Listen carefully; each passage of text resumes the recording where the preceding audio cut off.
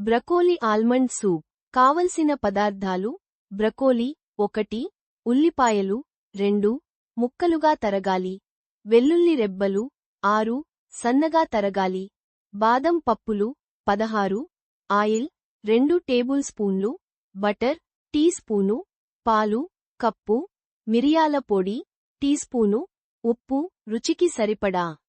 తయారీ విధానం: ముందుగా బ్రకోలీని ముక్కలుగా తరుక్కోవాలి. పాన్ వేడెక్కిన తరువాత బటర్, ఆయిల్ వేయాలి.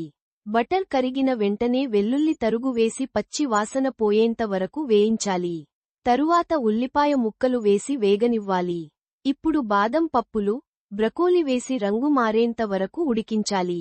ఇవన్నీ ఉడికిన తరువాత చల్లారానిచ్చి పేస్టులా గ్రైండ్ చేసుకోవాలి. ఈ పేస్టును మరో పాన్లో వేసి నీరంతా ఎగిరేంత వరకు మరిగించాలి. ఇప్పుడు పాలు పోసి మరో 2 నిమిషాలు మగ్గనిచ్చి, మిరియాల పొడితో గార్నిష్ చేసి సర్వ్ చేసుకోవాలి.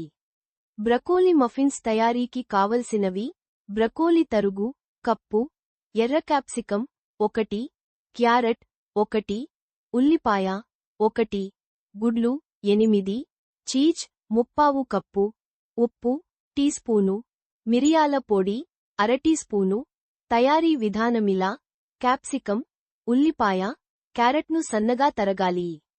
పెద్ద గిన్నెలో బ్రకోలీ తరుగు, క్యారెట్, క్యాప్సికం, ఉల్లిపాయ ముక్కలను వేసి చక్కగా కలపాలి.